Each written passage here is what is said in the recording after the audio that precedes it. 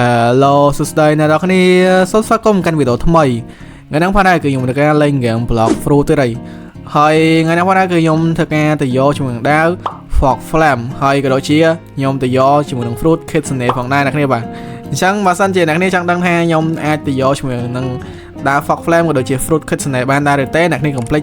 ចុច like និង subscribe នៅវីដេអូនេះអ្នកមួយផងតោះឥឡូវចូលទៅវីដេអូយើងទាំងអស់គ្នាអូខេអ្នកគ្នាបាទអញ្ចឹងដើម្បីយើងទៅរកកោះ Kitsune Island ហ្នឹងយើងត្រូវតាផល fruit ដែលរូបរាងធំអញ្ចឹងណាអញ្ចឹងដូចជា Buddha អីជាដើមទៅហើយឥឡូវនេះគឺខ្ញុំឃើញជាមួយនឹង stall នេះគឺគេមានលក់ជាមួយនឹង fruit Buddha ផងដែរអ្នកគ្នាបាទអញ្ចឹងយើងមកធ្វើការមកទិញវាហ្មងទៅដើម្បីងាយស្រួលចាប់ភ្លើងភ្លើង random fruit random កន្លែង Kitsune អ្នកគ្នាបាទអញ្ចឹងដូចអ្នកគ្នាដឹងស្រាប់ហើយអ្នកដែលធ្លាប់លេង game Block Fruit គឺគាត់ដឹងហើយអូខេអញ្ចឹងយើងបានទិញជាមួយនឹង fruit ព្រះផងណាគ្នាបាទអញ្ចឹងអូខេអញ្ចឹងតោះឥឡូវយើងទៅរកជាមួយកោះ Kitsune Island ហ្នឹងទាំងអស់គ្នាហើយបន្ទាប់ពីយើងចាំមួយយប់ក្រោយមកយើងក៏បានជិះទូកមកសមុទ្រតែម្ដងអ្នកគ្នាបាទបន្ទាប់ហើយយើងប៉ះកោះហ្នឹងយកមកអ្នកគ្នាបាទគឺអែមស្រាលមែនតើអ្នកគ្នាបាទអញ្ចឹងយើងធ្វើការហក់ចុះមកដើម្បីទៅបើកឲ្យវាដំណើរការអញ្ចឹងណាហ្នឹងហើយអូខេយើងធ្វើការមកកន្លែងនេះមកដើម្បីបើកវាអញ្ចឹងទៅអូខេអញ្ចឹងចុចមកអូខេអញ្ចឹងវាចេញហើយអ្នកគ្នាបាទអញ្ចឹងពេលដែលបើកហើយគឺវានឹងចេញអាចផ្កាយនេះវាធ្លាក់មកនេះមកកណ្ដោអ្នកគ្នាបាទអញ្ចឹងគ្មានអីទេគឺយើងមកកោះហ្នឹងគឺបើកកន្លែងហ្នឹងហើយគឺយើងដើរដេញឆាប់ភ្លើងហ្នឹងយកមកអ្នកគ្នាបាទអញ្ចឹងគឺមានតែប៉ុណ្្នឹងទេកន្លែងកោះហ្នឹងអត់មានបបាទេអញ្ចឹងយើងធ្វើការដេញឆាប់ភ្លើងហ្នឹងសិនមកអូខេអញ្ចឹងចេញមកហើយអូខេដេញឆាប់មករួមទៅយើងឆាប់បានខ្ទង់20 25អីគឺយើង random ទៅគឺបានរបស់ល្អខ្លាំងមែនតើហ្នឹងតាមខ្ញុំមើលគេប្រាប់ណាហ្នឹងគេប្រាប់ខ្ញុំអញ្ចឹងទៅអូខេអញ្ចឹងឥឡូវនេះគឺភ្លើងនឹងចេញមកច្រើនមែនតើអញ្ចឹងយើងត្រូវការព្យាយាមចាប់មកអូខេអញ្ចឹងយើងត្រូវការចាប់មកចាប់បានខ្ទង់បាក់20អី25អីគឺយើងធ្វើការទៅ random តែម្ដងបើខំហ្នឹងគឺវា random ទៅវាអត់បានរបស់ល្អអញ្ចឹងណាតែប៉ុន្តែមិនមែនក៏ random បានដែរគ្រាន់ថាវា random ទៅវាអត់បានរបស់ល្អបើសិនជាយើងយកភ្លើងនឹងតិចតួចទៅ random អញ្ចឹងអូខេអញ្ចឹងគោលម្ដងយើងថ្ងៃនេះគឺយើងមករកជាមួយនឹង fruit Kitsune ក៏ដូចជាដាវ Fog Flame ផងដែរអ្នកគ្នាបាទអញ្ចឹងយើងធ្វើការចាប់ភ្លើងឲ្យបានច្រើនមកយើងធ្វើការទៅ random យកមក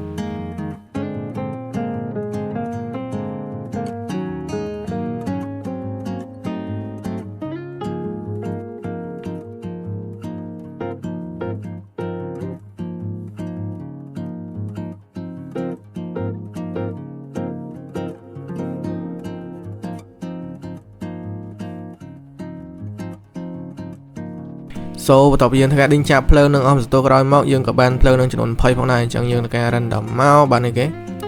អូខេបាន fragment ចប់បាត់ហើយបាន fragment អ្នកគ្នាបាទ random លើកដំបូងបាន fragment ពិតជាហេងមែនតើបាទអូខេអញ្ចឹងយើងធ្វើការដេញចាប់ភ្លើងមកដើម្បីយកទៅ random បន្តទៀតអញ្ចឹងណា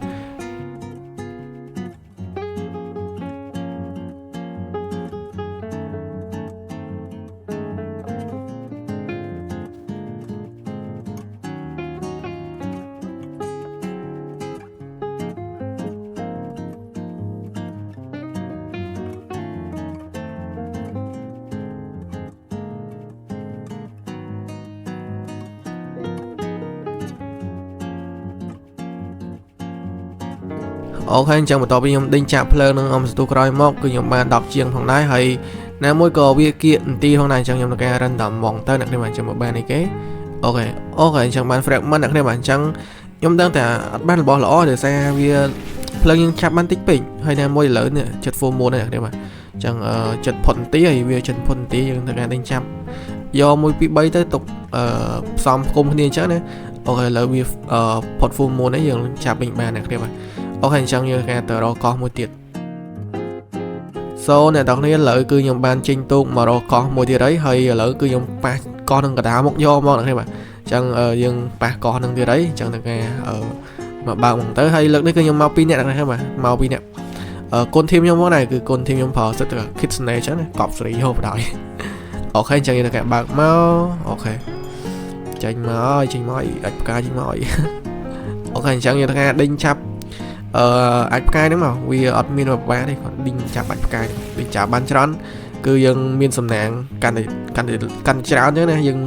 មានឱកាសបានរបស់ល្អច្រើនអ្នកនេះបាទអញ្ចឹងយើងការ flex មួយដើម្បីចាប់ភ្លើងអញ្ចឹងទៅ អូខេអញ្ចឹងមកវិញនេះរៀងអត់សូវមានភ្លើងទេអ្នកនេះបាទអត់សូវមានភ្លើងវា spawn មកចឹងណាអូខេអញ្ចឹងថ្ងៃនេះចាប់សិនមក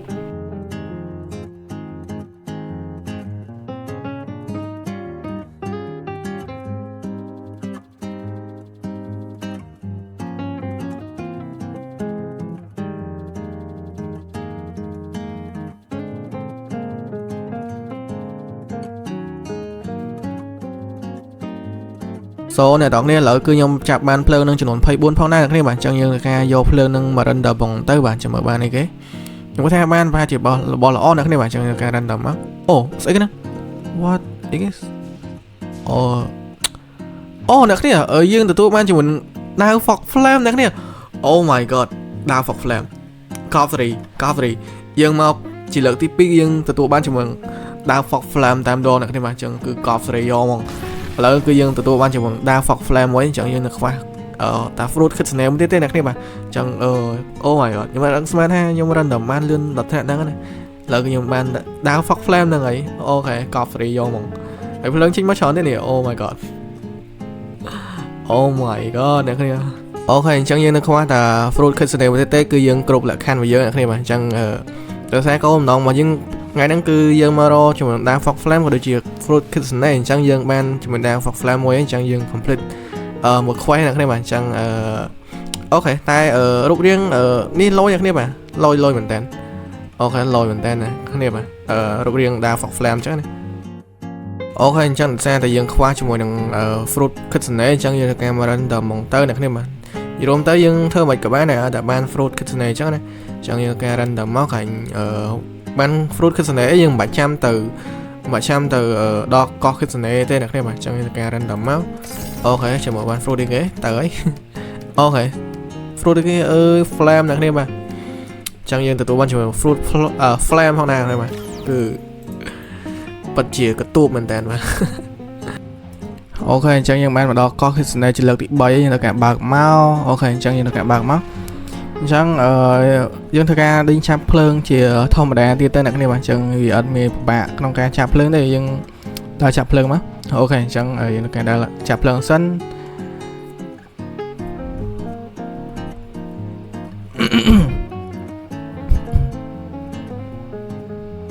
អូខេអ្នកគ្នាបាទអញ្ចឹងបន្ទាប់ពីខ្ញុំធ្វើការដើរចាប់ភ្លើងមកស្ទូក្រោយមកគឺខ្ញុំធ្វើការមក random ហ្មងទៅអ្នកគ្នាបាទអញ្ចឹងយើងធ្វើការ random មកបានអីគេបាន fruit kitsune មកលោកអូស្អីអូកន្លែងនេះអ្នកនេះបាទអាហ្នឹង color haki ខ្ញុំមានហើយហ្នឹងបានហើយហ្នឹងចប់បាត់ហើយអូខេអ្នកនេះបាទអញ្ចឹងបន្ទាប់ពីខ្ញុំធ្វើការទៅរកជាមួយនឹងកោះ kitsune ហើយខ្ញុំ random ទៅគឺវាអត់បានជាមួយនឹង fruit ទេគឺថាវាវេទនាមែនតើក្នុងការ random ហើយណាមួយក៏វាពិបាកក្នុងការទៅជួបជាមួយនឹងកោះហ្នឹងផងដែរដោយសារមុនតែយើងទៅហ្នឹងគឺយើងត្រូវចាំ full moon ហើយទៅពេលចាំ full moon ហើយយើងទៅហើយគឺជួបពួកផ្សៀវហ្នឹងទៀតហើយអញ្ចឹងហើយគឺយើងពេលខ្លះយើងទៅដល់ខោដៅទេគឺយើងគឺ fail មែនដងនេះបាទអញ្ចឹងគឺខ្ញុំសម្រាប់ចិត្តថា fruit kitsune គឺខ្ញុំអត់តាមរទេអញ្ចឹងខ្ញុំរតែដាវ fog flame ទេអញ្ចឹង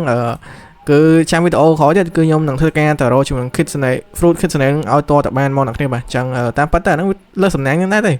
អូខេអញ្ចឹងវីដេអូខ្ញុំក៏មានតែប៉ុណ្្នឹងអ្នកគ្នាជួបគ្នានៅវីដេអូក្រោយទៀតបាយបាយ